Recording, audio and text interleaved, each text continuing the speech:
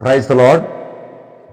మన ప్రభువును మన రక్షకుడైన ప్రభువైన యేసుక్రీస్తు నామములో వందనాలు తెలియజేస్తూ ఉన్నాను.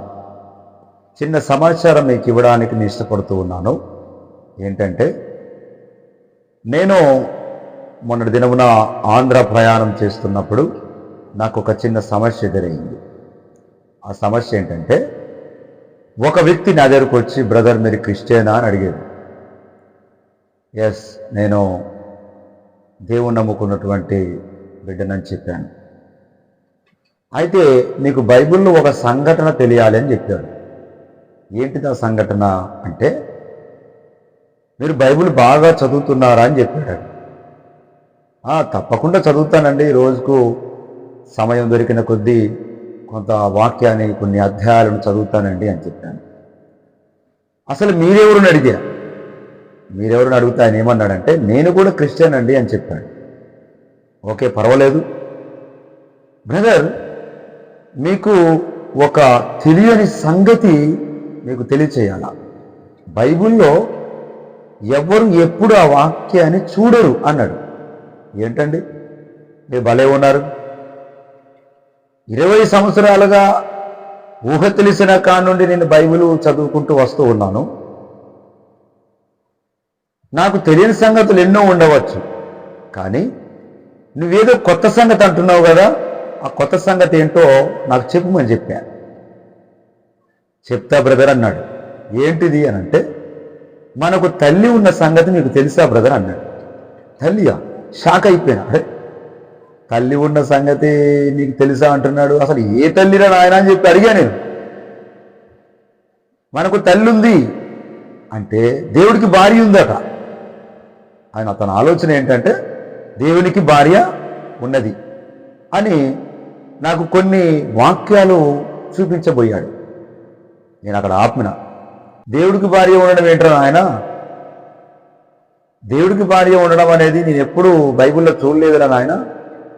నాకు ఊహ తెలిసిన సుమారు 7-8 సంవత్సరాల నుంచి ఇంతవరకు బైబిల్ చదువుకుంటూనే వస్తున్నా, కానీ ఎవరు కూడా ఇలాంటి బోధ చేయలేదు, నాకు ఇలాంటి బోధ ఎవరు చెప్పలేదని చెప్పేసి అన్నా. ఉంది బ్రదర్, మీకు తెలియని కొత్త బోధ ఒకటి ఉంది, ఆ బోధ ఏంటో మీకు తెలియజేస్తాను అన్నాడు. ఓకే, మంచిది, చాలా సంతోషం అని చెప్పాడు. రైట్, ఒకే వాక్యం చూపెట్టాడు నాకు. ఆ వాక్యానికి కూడా నేను కొంత వివరణ ఇవ్వడం జరిగింది. అలాంటి చాలా వాక్యాలు ఉండొచ్చేమో, కానీ ఒక వార్డ్ చూపిస్తాను మీకు. రైట్, బైబిల్ తీద్దాం. గలతీయులకు రాసిన పత్రిక 4వ అధ్యాయం 26వ వచనం చూద్దాం. అతను చూపించిన ఆ వార్డ్ ఇది. నేను చదువుతాను, మీరు చాలా జాగ్రత్త వినండి. అయితే పైనున్న యెరూషలేము స్వతంత్రముగా ఉన్నది, అది మనకు తల్లి. ఏమర్థమైందండి? మరొకసారి చదువుతా. అయితే పైనున్న యెరూషలేము స్వాతంత్రముగా ఉన్నది, అది మనకు తల్లి. అది మనకు తల్లి, అది మనకు తల్లి. ఇది మీరు చూసుకోండి.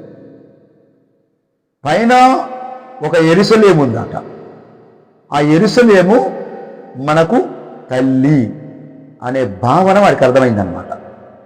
అంటే పరలోక రాజ్యంలో ఒక తల్లి ఉంది, పరలోక రాజ్యంలో ఒక తల్లి ఉందంటే దేవుడికి భార్య ఉన్నది. ఏం మాట్లాడిందంటే నేను షాక్ అయిపోయినానండి.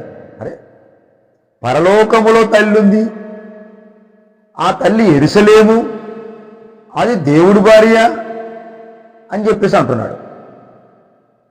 ఆ తల్లి ఏదో ఒక రోజు కిందికి దిగి వస్తుంది, దేవుడికి భార్య ఉంది. ఇది కొత్త బోధ, మీకు తెలియని బోధ, ప్రపంచమంతా దీన్ని నమ్మాలని చెప్పేసి మాట్లాడుతుంది.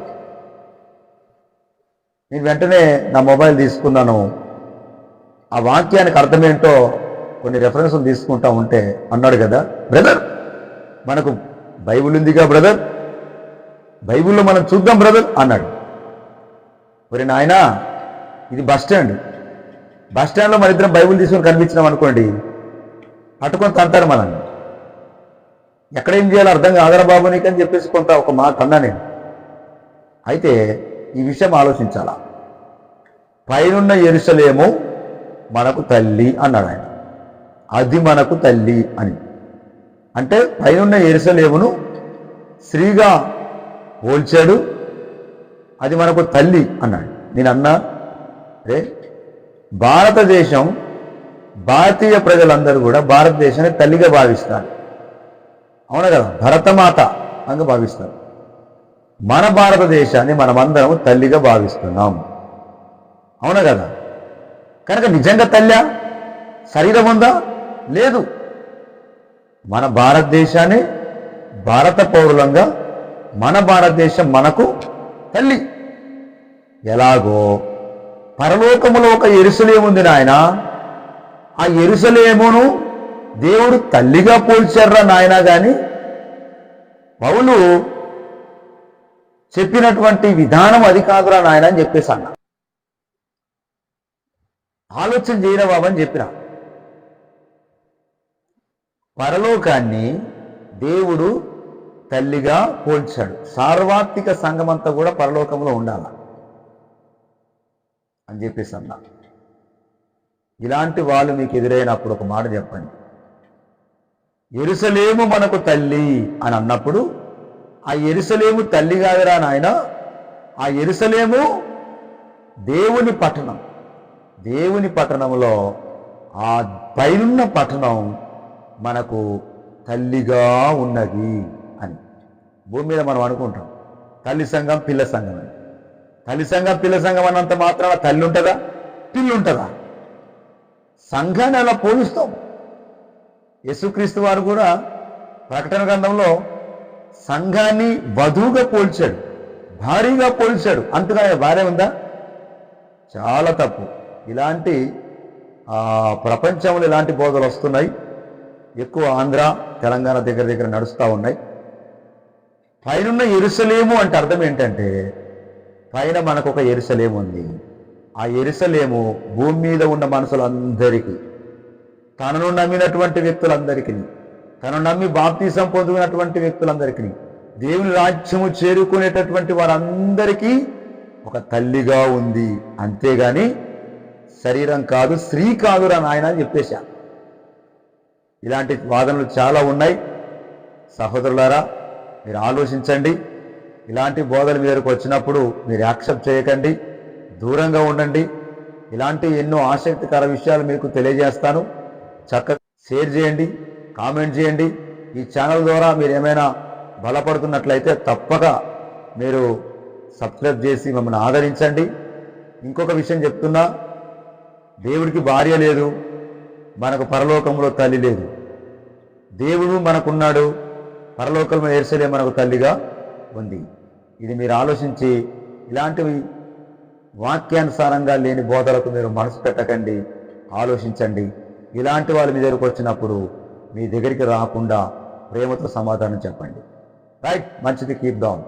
Praise lord.